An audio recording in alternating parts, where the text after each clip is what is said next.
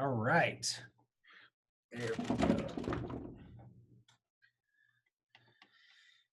We're going to give everyone a minute to hop on here. That'll be great. Let's see here. Love it. Yeah, so we've got quite a few registered for today. If you guys want to unmute yourself, we can chat for a second. We're recording this. We're going to post it on Facebook so everybody else can see what we've got going on if they haven't made it. So as far as posture is concerned, as people hop on here, we'll take their questions and things, but I want to make sure that we start on time. So let's make sure nobody else is waiting. Looks good there. So we're going to hop right in, and then if they're watching a replay, they'll get the info. So it's super important when we're talking about web meetings, about Zoom, that we are using correct posture. So I'm going to share my screen here.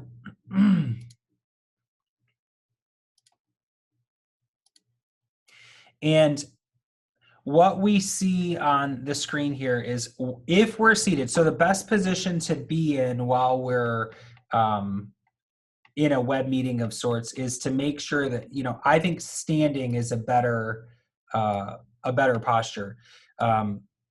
Being in a standing height desk or similar, those are the things that will give us our best posture while we're meeting. I'm going to just check here real quick. I've got a couple screens, but I want to make sure that that everybody's in here. So bear with me 1 second. Good deal. Okay. So we're going to share that one more time. So standing is the best posture. If you're going to sit, it's important that your legs where they meet your knees are at a 90-degree angle. Also, where your hips meet your spine, that should be a 90-degree angle. So we should be sitting upright. The best position for, there we go. The best position for being at the computer is to make sure that we are completely upright. What happens naturally is we'll sometimes lean in, like we're trying to see everybody on the computer, or if my computer is this way, we'll kind of lean in this way and our head goes forward and we're starting to slump. We want to avoid that. We want to certainly be upright this way. Headsets are the best option because this audio is coming right to our ears, so we don't have to lean in like this and do anything to hear. Can everybody see my screen okay? The graphic of this guy sitting on his chair there. Just give me a thumbs up on the monitor like this if you can see that. Cool, thank you. So, and we want to make sure that our monitor or monitors are at eye level. A lot of us will work from multiple monitors at this point. So when I'm in my office, I actually work from 3. We want to make sure that we're facing the monitors we're working from, and we can turn this way some, but we want to make sure that we're not seated like this, turning toward a monitor and reaching for a mouse. That's going to be really problematic with our spine. The biggest thing for Zoom meetings, though, stand as much as you can on a wellness mat, get a standing height desk, everything elevated, that's best. Second best is seated in the proper position like the screen shows here. Make sure that you're using a headset. That's going to be hugely important. I've got a poll that I'm going to ask you here. So I've got to grab that off one of my screens here. So I'm launching a poll right now. Just answer live on here, and then we'll go over the results. How many virtual meetings do you attend per week? So no virtual meetings, 1 to 3 per week, 4 to 6 per week, or more than 7 per week. I'll leave that up there for a few seconds, and then we'll take a look. I'll show you the answers to that. So when we look here, so everybody's answering 1 to 3 polls or meetings per week. So that's good. Let's share those results. So you guys can see that 1 to 3 per week. That's lower than I anticipated. I'm taking care of a lot of people that are attending many, many more meetings in that, 5 and 6 meetings a day, sometimes on Zoom, which is kind of the reason we're doing this one. All right, I have another poll for you. Let's see here.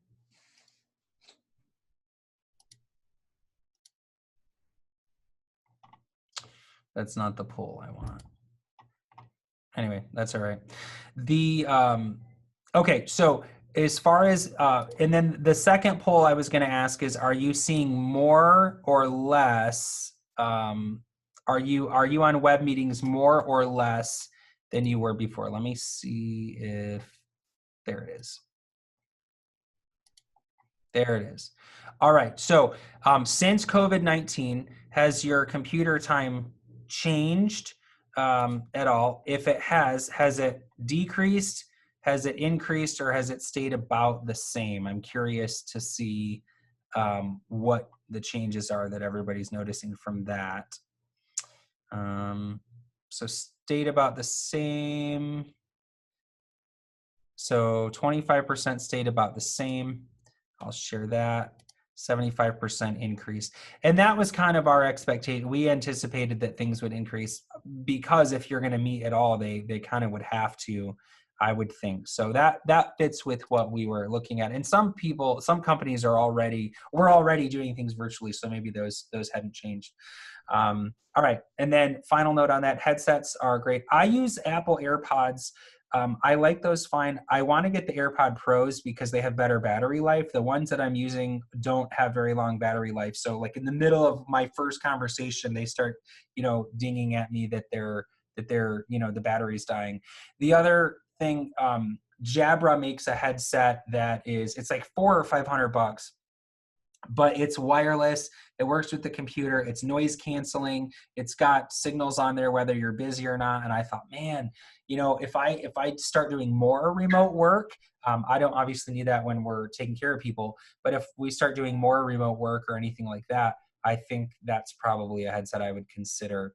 I want to open up the floor. If you have a question, down in the participants section of your screen at the very bottom, you'll notice a chat button. If you have any questions, you can send chat through there. If you do have a question, though, raise your digital hand. So in the participant screen, there will be a blue button to raise your digital hand. And if you have a question, I'll unmute you and call on you.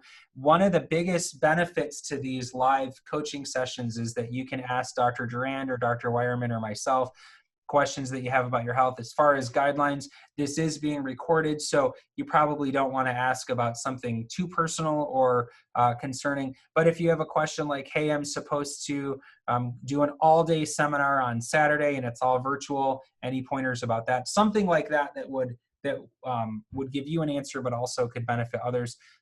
This would be an appropriate forum for that. So Ms. Cheryl, I'm going to unmute you. You may have to unmute yourself also. Let me try this. There we go. There we go. Okay. Perfect. All right. Great to see you. Go right ahead. And I saw your note. You only had 20 minutes, but we probably good. Within that time. It's back-to-back Zoom meetings on Thursday. So I've been learning a little bit about EMF radiation from a lot of these electronic devices, and Yes. So for the earbuds or whatever you're recommending, are you concerned about that? So it's a valid concern. The reason I'm not is because we have EMF protective devices. We're actually talking about that next week. So, and I did not ask her to ask that, but that's a great segue. Next week's conversation is about EMF protection. So I actually have a small personal device on my keychain that I carry with me everywhere. And then we also have a large EMF absorbent device here in the office, and I have one at home as well. So we're getting EMFs as we speak. I am from my 3 monitors. We have 9 Wi-Fi networks that come through our office. 2 of them are ours, but the rest of them, we have security systems that are communicating. We have a condo complex right outside my window, right here that I'm facing, and they've got smart meters. And so between the cell phone towers, between the radio tower, we're being bombarded all the time. We literally are being electronic poisoned all the time. And so because of that, we have a large industrial device installed in the office, and that absorbs EMFs. I have my personal one, and then within my cell phone, I have the Protect Pro technology. All of these are on our website, but I have the Protect Pro, the newest one that absorbs 5G signals, which is really, really important. I'll show you actually. This is the one I have in my cell phone case. So I'm going to do more on this next week. And actually from next week's coaching call, we're giving out a discount code for people to order. So I'll send that to you because you were asking about it. The reason I'm not concerned about it is because I have devices that we're using that are protecting us from that. If I didn't have that, I would say for sure you need to use a wired headset, so that you don't have the Bluetooth that's hitting you. I like wireless because I get up and walk around and look, I talk like this and I don't sit still. But without protective devices, helping with the EMFs, the electromagnetic frequency and the radiation that comes from that, I would say go wired for sure. If it's wired, it's not nearly as bad. But some of the greatest EMFs you're getting are right off your computer monitor, which is why a protective device is going to be really important. Thank you. You're very welcome. Does that answer your question? Yeah, I'm interested in hearing more next week. Yeah. Okay, that sounds good.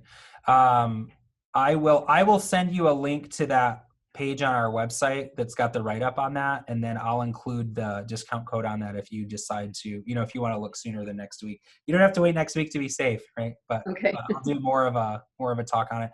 Also, what you may want to do is if you, I can send you a link to our stress webinar, which was it was about all of the major stressors we're dealing with right now, but EMFs were part of that.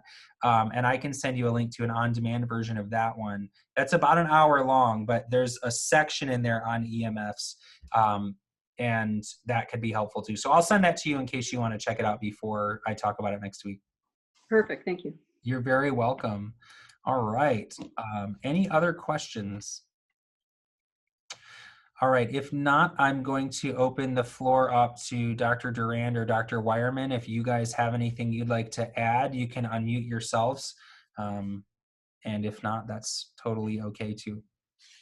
Sure. I think one of the most important things to remember is that we have a saying in the office. We like to say that you should tattoo it on your arm, and that's the idea that gravity always wins. So, just like we get stuff in our teeth every day from what we eat, which causes us to need to brush our teeth as a measure of hygiene.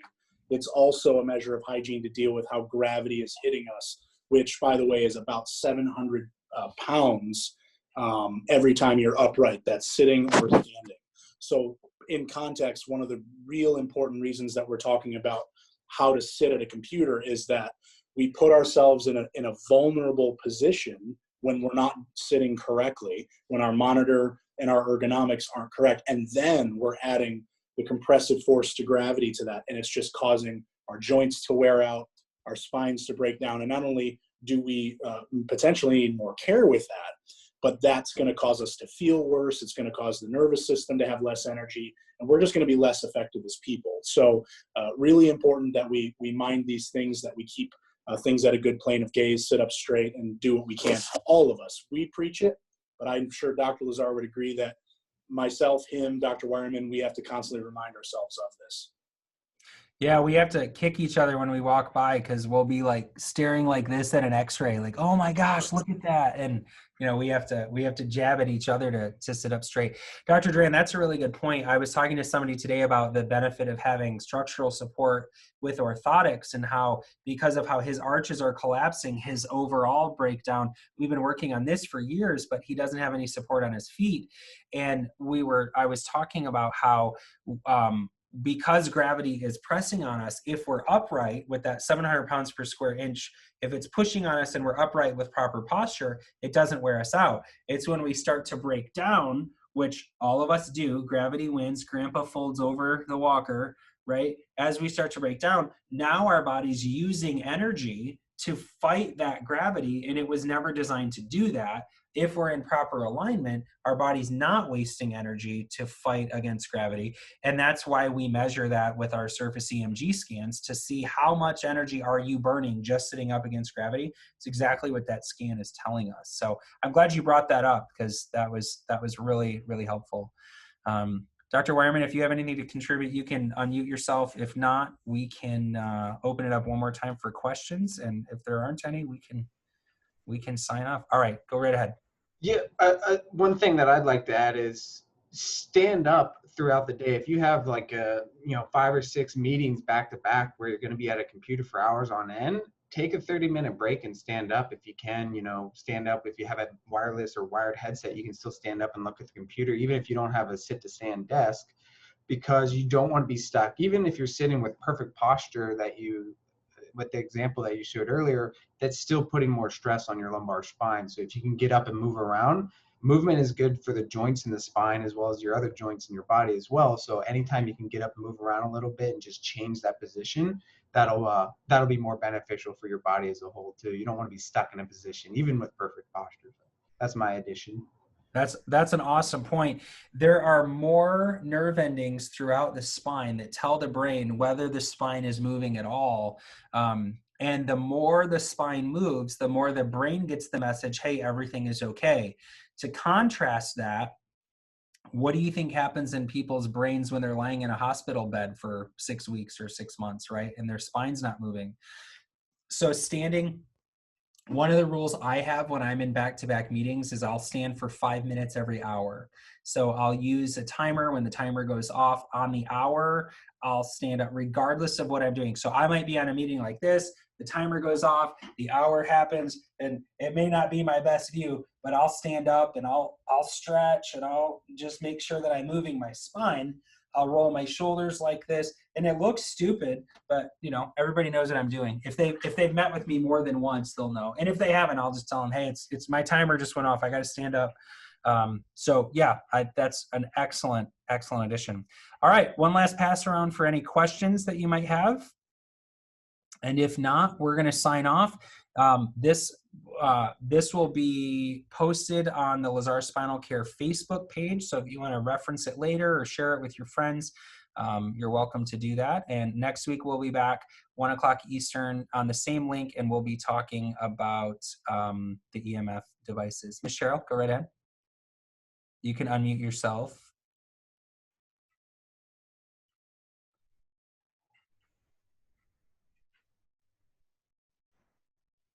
I can try. I'll try to. There we go. Okay. You got it. I'm still learning how to use this. Me too. The biggest problem I have with sitting at a computer doing my work all day long is the pressure that I get from the end of the seat on the underside of my thighs. And it seems to cut off the circulation from knee down. Yep. And I missed the very first couple of minutes of your presentation, so maybe you went over this already. But and then I have to get up and move around to get the circulation going again. Sure. I'll get ankle swelling and that kind of thing. Did you see the graphic that I showed of the person sitting at the desk? A little bit, yeah. Okay, so let me show that one more time, and then I know you've got to hop off because it's 1:20. Anyway, so what will help you is if you get something to put your feet up on. Notice that the feet are not all the way down on the floor. So raising your knees can help slightly there. Stretching hamstrings will be hugely helpful. We talked about that in our very first session of, how to stretch the back of your thighs out. But yes, pressure on your hamstrings itself can cause contractions. So you can get a chair that fits you differently. You can put your feet up on something. You can switch to a sit-stand desk where it elevates. You can switch to just a standing desk if you need to do that. You can sit on a 75 centimeter exercise ball. There are chairs. We can write prescriptions for those, so you can use flex spending or health savings dollars where you get a 75 centimeter ball, and there are bases of chairs that have the wheels on them, the casters. What that does, it doesn't put any pressure there, and it forces you to engage your core and work on proprioceptive input. You know, I'm exaggerating, you wouldn't move this much, but you're constantly having to engage to stay upright, because if you slouch, the ball goes flying, and it won't happen because you won't slouch. But that's if you have to sit a 75 centimeter exercise ball on a chair with casters like that is an excellent way to do that. We do that in some other doctors' offices and things. So that should help. Okay, yeah, thank you. Yeah, lately I've just put a small box under my feet, so I'm glad you said just lift the knees a little bit. That's helped. Yeah, that will help. You guys have a fantastic day. Thanks for being on, and we'll see you next Thank week you. for the EMF one. And happy Father's Day to everybody that applies to. Thanks for being here. Absolutely. Have a See you. great weekend. Thank you. You too.